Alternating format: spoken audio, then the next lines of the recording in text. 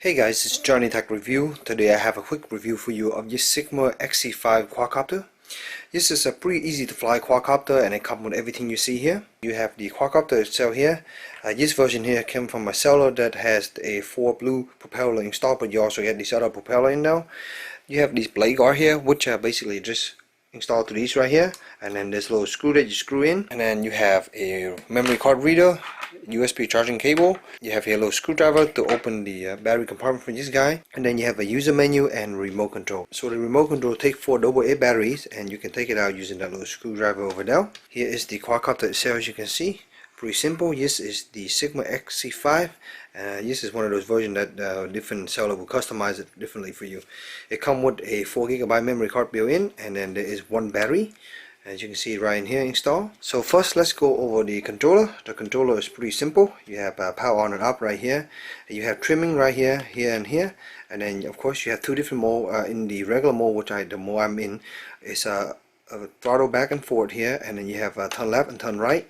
You have a forward, backward, left and right, and that's it. These buttons out here doesn't do anything. They're actually fake, and then there's a little screen here to come on, and there's a little LED here that will come on green to let you know that the unit is on. We have a little user menu here, a pretty detailed instruction, and they'll explain to you how to set up everything and how to use it. You can also put it in the another mode, which is the mode 2, and in mode 2, when you go left and right, yes, instead of turning left and right, it tilt left and right, and then yes become turning left and right. So just a little bit different if you want to fly in that mode. I prefer the regular mode that I'm used to flying. So these are the other extra blades they come with. This is, I guess, the standard package. The seller put these blades on here, and to be honest, they're kind of cool looking, but I'm not really a big fan of them because usually you have different color blade to denote the different forward and backward position. And in this quadcopter, the 4 blade installed was all blue, so it's kind of hard to tell. But I mean, as a flyer, you get used to this and you kind of figure it out. So the quadcopter itself is pretty simple here. You have just up here, you have the little on-off button, which is quite nice. So you can have the battery installed and then just turn it on up whenever you're ready to use it. When you turn it on, you can get this little blinking light here to let you know it's in syncing mode, and then there's the camera also ready. You have here the green light and then the amber light. The difference between these quadcopter, most of the time green light usually means go forward, and amber light usually means it's like behind. But in this quadcopter, you notice the camera's up front. Amber light is actually the forward facing position, so that kind of give you an idea. So just keep that in mind when you're playing this. If you play with other quadcopter, it might seem a little bit backward. So inside you have a little battery. Let me take it out here. The battery has a little place to install. It's a clip right into here. It's very nice and very simple. And the battery itself is about this big. This is a 500 milliamp battery. So with this battery, even flying with the camera, I got about 8.5 minutes of flying time, and without using the camera, I got about 10 minutes, and that's with small amount wind, not a lot of wind on it at all. You can see the quadcopter. You can also install these blade guard. When I first take these, I put them on and just play with them. I totally forgot to screw these in because I kind of just skip over the menu first time playing with it, and one of these blade guard fall off, but I did found them. But I found that they are a lot more fun without a blade guard. So if you experience with flying these, you're not going to crash them a lot. It's nice to not use the blade guard. Blade guard just saves your blade from being breaking down if you land or hit something on it. But other than that, I really enjoy flying it just like this. The quadcopter itself is actually really stable to fly. Upon taking off, you're gonna notice that it stays in place very well. If there's no, if there's a small amount of wind, it's not gonna drift too much. Very easy to fly back and forth, and it's very versatile, and it moves very fast. The only concern I have in this quadcopter, it was supposed to be rated for 30 meters, which is roughly about 100 feet or so, and in practice, that is all it is get. All the other quadcopter I play, it get 200 or 300 feet, but this guy 100 feet. I get to my neighbor's house and it you lose reception, and when it loses reception, it just drifts, it just go off.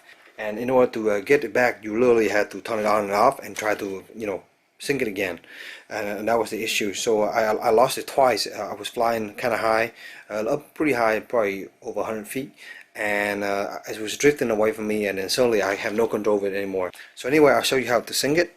Pretty simple, just like this, and then you will turn this on. You can hear the beep, and there is the little controller, as you can see.